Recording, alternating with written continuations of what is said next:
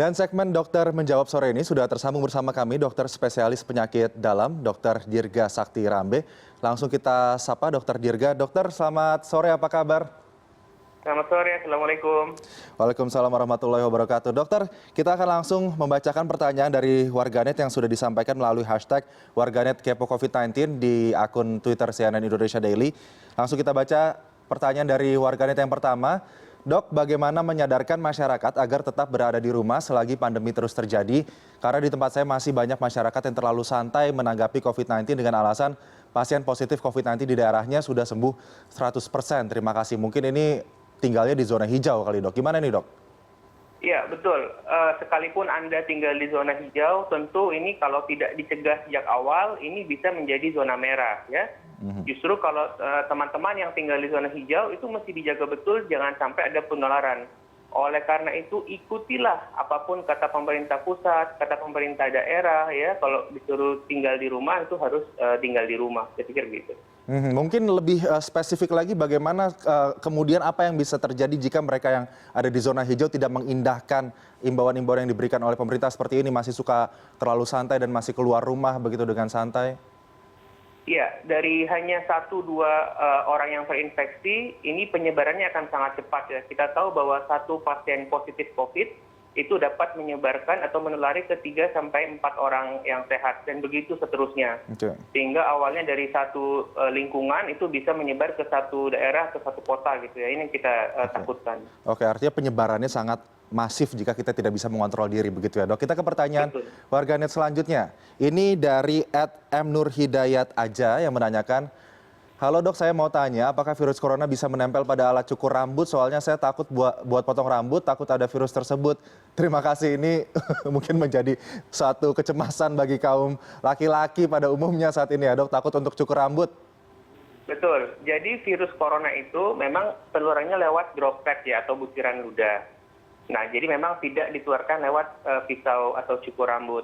Tapi kita mesti ingat bahwa kalau kita pergi ke salon gitu ya, itu kan ada interaksi yang dekat sekali antara kita dengan yang motong rambut. Itu mesti hati-hati ya, kalau salah satu dari kita ada yang sakit, itu bisa saling menularkan. Jadi memang pada saat seperti ini rekomendasinya memang kalau bisa potong rambut sendiri di rumah, atau ya biarin agak gondrong dulu ya. Oke, ini untuk keselamatan masing-masing ya. Jadi intinya adalah kedekatan antara capster dan juga si pelanggan potong rambut itu ya, Dok. Kita ke pertanyaan selanjutnya dari @ongcip90, Dok, yang menanyakan apakah benar COVID-19 itu tidak melihat umur untuk terkena penyakit COVID-19 ini, jadi dalam arti usia dini juga bisa terkena COVID-19. Begitu ya, Dok? Betul, semua orang usia berapapun, jenis kelamin apapun dapat terinfeksi ya. Jadi mau tua, muda, walaupun memang kalau kita lihat pada kelompok anak itu risikonya lebih kecil. Tapi tidak boleh tentu jadi lengah, harus waspada karena siapapun bisa terinfeksi. Jadi semua kelompok umur sebenarnya ini juga bisa terpapar apabila imunitas tubuh kurang kuat ya, Dok. Mungkin yang jadi pertanyaan selanjutnya adalah kita sebetulnya penasaran begitu di Perhimpunan Dokter sendiri bagaimana obrolan soal vaksin COVID-19 sejauh ini sudah sampai mana pengembangan vaksin COVID-19 untuk obat maupun vaksinasi, Dok? Ya, untuk di seluruh dunia saat ini ada beberapa kandidat vaksin ya. Saya tegaskan kandidat vaksin karena belum ada satupun vaksin yang sudah established. Jadi ada sekitar 5 kandidat vaksin yang sudah mulai diuji cobakan kepada manusia.